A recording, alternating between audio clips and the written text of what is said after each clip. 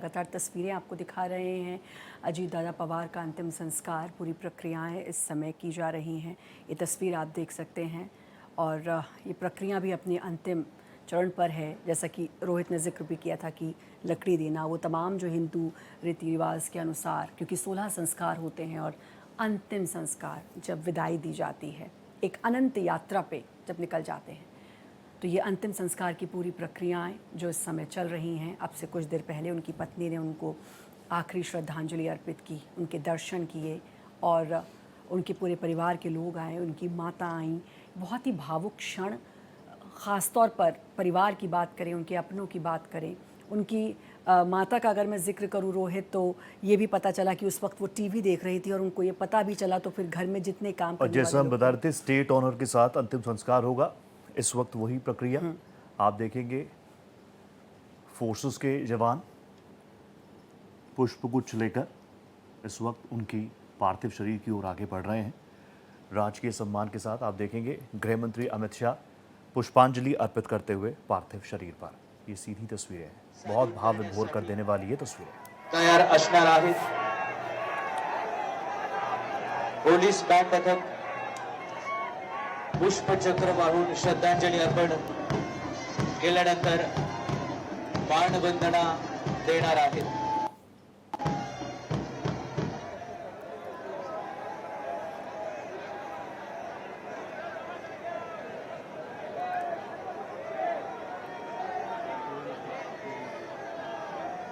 सर्वांना विनंती आहे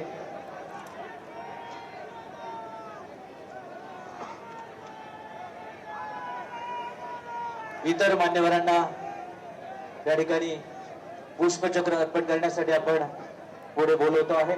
नितीनजी नवीन, भारतीय जनता पक्षाचे राष्ट्रीय अध्यक्ष नवीन साहेब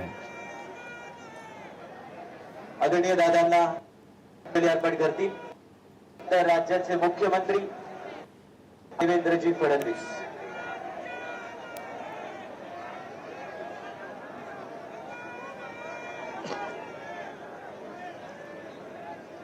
राज्याचे मुख्यमंत्री आदरणीय देवेंद्रजी फडणवीस,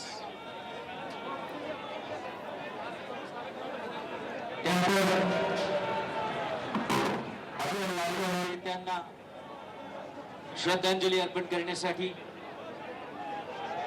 या देशाचे रस्ते वाहतूक व महामार्ग केंद्रीय मंत्री नितीनजी गडकरी साहेब, सध्या देवेंद्रजी फडणवीस राज्याचे मुख्यमंत्री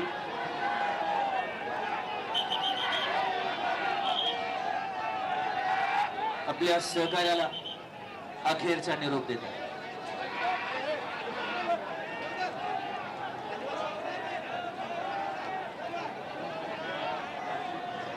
यानंतर केंद्रीय मंत्री आदरणीय नितीनजी गडकरी साहेब,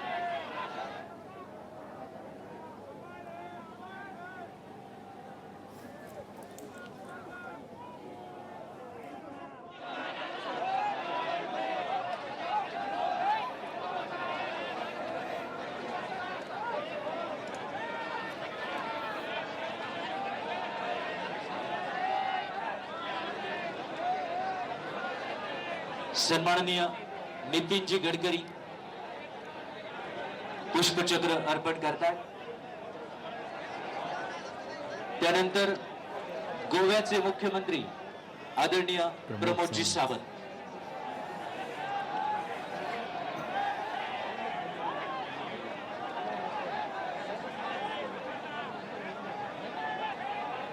सगळ्यांना विनंती आहे की आपण प्लीज जागेवर बसा।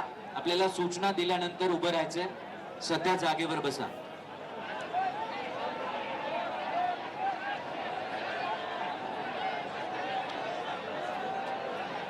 गोव्याचे मुख्यमंत्री प्रमोदजी सावंत।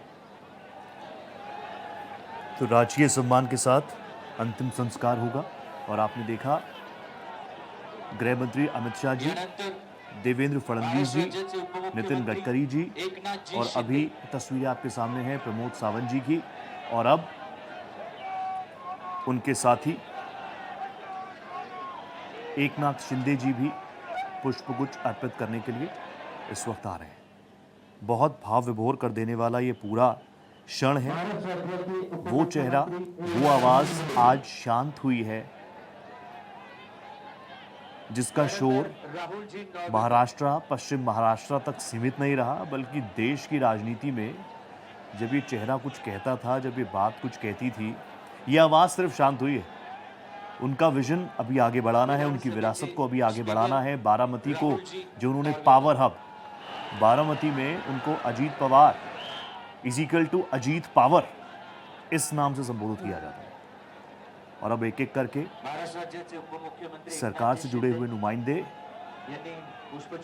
महाराष्ट्र सरकार के डिप्टी सीएम एकनाथ शिंदे जी को भी आपने देखा, जो अपने साथी को अंतिम नमन करने यहाँ पर पहुंचे। और अभी महाराष्ट्र कैबिनेट के कई और चेहरे अपनी भावभीनी श्रद्धांजलि अजीत दादा पवार को समर्पित कर रहे हैं। और रोहित, जैसे जैसे एक एक करके ये क्षण बीत रहा है, बढ़ रहा है, तो मुखाग्नि दी जाएगी, उस तरफ बढ़ रहे हैं, वैसे वैसे ये क्षण जो है बहुत ही भारी होता जा रहा है, भावुक होता जा रहा है।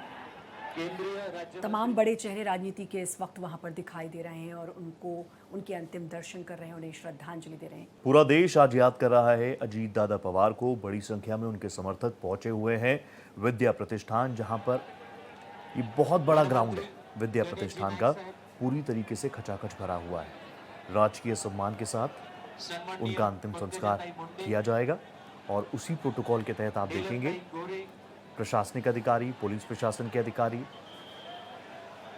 अभी महाराष्ट्र सरकार कैबिनेट के जो तमाम चेहरे हैं, जो गणमान्य लोग यहाँ पर पहुंचे हैं, जो वीवीआईपीज यहाँ पर पहुंचे हैं, वो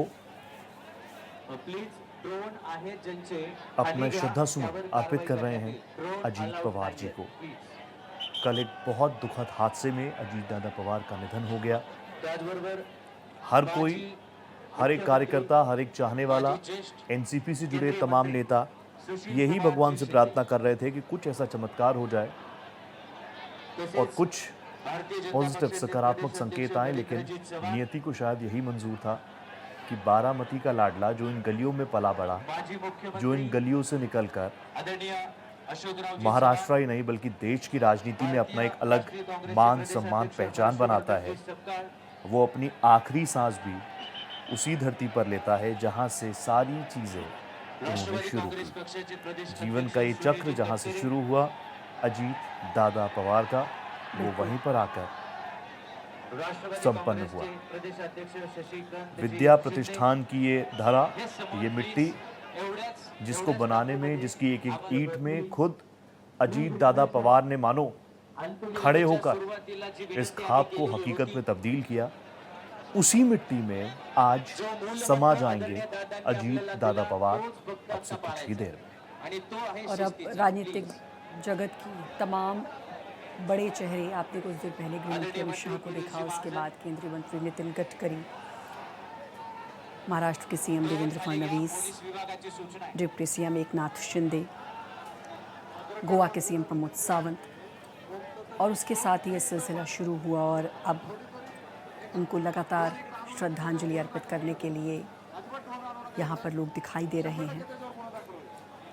जैसे जैसे ये पल बढ़ रहा है, एक महाराष्ट्र में एक खालीपन, एक भारीपन महसूस किया जा रहा है। और सिर्फ महाराष्ट्र नहीं बल्कि पूरे देश की राजनीति में। थोड़ी देर पहले रोहित, आपने जिक्र किया था कि दिल्ली तक, चाहे शरद पवार की बात करें या अजीत दादा पवार की बात करें, दिल्ली की राजनीति में उनकी गूंज थी, उनकी धमक थी। और ये खालीपन सिर्फ कुर्सी का नहीं है, बिल्कुल, कुर्सी खाली हुई, सिर्फ कुर्सी का खालीपन नहीं है, लोगों के दिलों में वो खालीपन है कि अब जिस विजन के साथ वो बारामती आते थे, उस विरासत को आगे इसी गति के साथ कोई और चेहरा बढ़ाएगा कि नहीं बढ़ाएगा। बढ़ाएंगे, जरूर बढ़ाएंगे, लेकिन जो जुड़ाव, जो पहचान बारामती की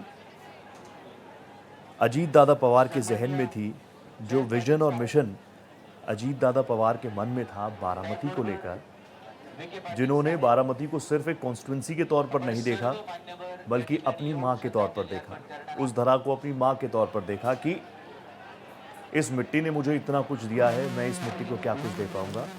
रितेश देशमुख भी यहाँ पर पहुंचे हुए हैं। विलासराव देशमुख के बेटे, बॉलीवुड अदाकार,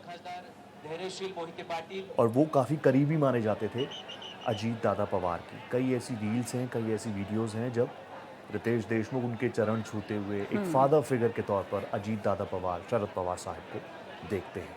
ये खालीपन बहुत आसानी से भरने वाला नहीं है, क्योंकि एक 70 से 80 साल का बुजुर्ग जो बारामती में रहता है, या सतारा में रहता है, या सोलापुर में रहता है, या पुणे में रहता है, या धाराशिव में रहता है, वो जिस तरीके से अजीत दादा पवार की तरफ देखता था, हो सकता है उसी 80 बरस के पुरुष का पोता, 80 बरस के व्यक्ति का पोता भी अजीत दादा पवार की तरफ उसी नज़रिए से देखता था। बिल्कुल, इसीलिए हम कह रहे हैं कि ये खालीपन इतनी आसानी से भरा नहीं जा सकता है। और राजनीति की नज़र से देखें तो वो तो अब बाद में तय होगा क्या होना है, कैसे होना है, वो सब एक अलग बात है।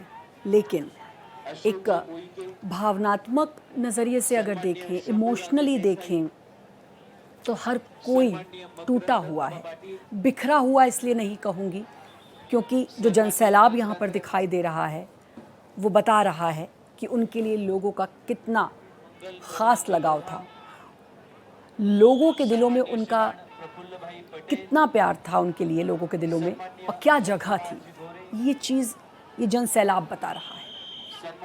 इस समय बारामती की सड़कें बता रही हैं। कल जब ये खबर आई, उसने हर किसी को स्तब्ध कर दिया।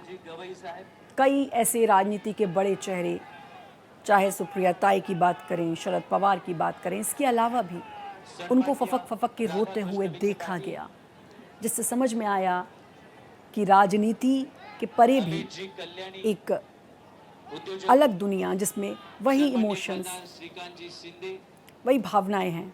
आप देख सकते हैं रितेश देशमुख भी उनको श्रद्धांजलि दे रहे, और जैसा कि रोहित ने जिक्र किया, क्योंकि विलासराव देशमुख और उनमें फादर फिगर, क्योंकि विलासराव देशमुख क्योंकि राजनीति से जुड़े हुए थे, और रितेश देशमुख के कैसे ही परिवार, उनके बेटे, और वो अजीत पवार को एक फादर फिगर ज़रूर मानते होंगे, क्योंकि कई रील्स में उनको उनके पाँव छूते हुए, उनके प्रति जो उनका लगाव है वो देखा गया है, उसको महसूस किया गया है। तो अब यहाँ पर वो तमाम लोग इस वक्त पहुँच रहे हैं ताकि आखिरी बार उनके दर्शन कर लें, उनको श्रद्धांजलि दे दें, क्योंकि अब वो अनंत सफ़र की ओर कुछ देर में। और ये भीड़ सिर्फ इसलिए नहीं है कि वो डिप्टी सीएम है। बिल्कुल, ये भीड़ उस संघर्ष को भी नमन करने पहुंची है जो संघर्ष अजीत दादा पवार ने किया।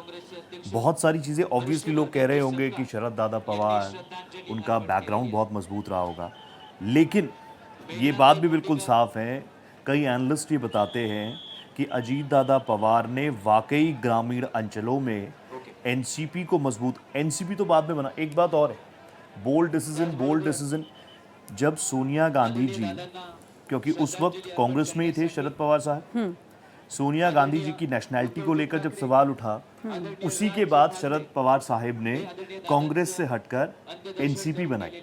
उस वक्त वो बहुत द्वेष में थे, बहुत सारी कंफ्यूजन थी कि अलग होना चाहिए कि नहीं होना चाहिए, कांग्रेस ने हमें इतना कुछ दिया, हमारी पहचान से जुड़ी है कांग्रेस, क्या हमें ये बोल्ड स्टेप उठाना चाहिए। तो ऑब्वियसली बहुत सारे इंटेलेक्चुअल्स रहे होंगे शरद पवार साहब के आसपास, लेकिन एक और मुखर आवाज़ थी, वो मुखर आवाज़ अजीत दादा पवार की, कि चाचा आप बिल्कुल सही सोच रहे हैं, आप ये फैसला लीजिए, कांग्रेस से अलग होइए, एनसीपी बनाइए, अलग पार्टी बनाइए, और ग्रामीण अंचलों में, क्योंकि हमने पहले भी कहा कि बीजेपी हो गई शहरी, कांग्रेस रही बिखरी, उसके बाद ग्रामीण अंचलों में जो पवार ने पावर हाउस का जनरेशन किया वो अजीत दादा पवार।